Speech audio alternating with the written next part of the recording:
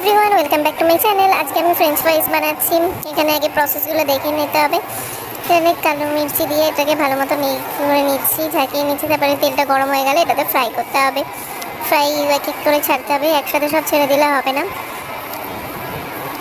তেলটা গরম হয়ে যাওয়ার পর এটা দেখা যাবে যে খুব সুন্দর করে ফ্রাই হয়ে গেছে। এটাকে তুলে নিয়ে আবার সেকেন্ড টাইম এটাকে ফ্রাই করতে হবে, যাতে এটা আরও ক্রিস্পি হয়।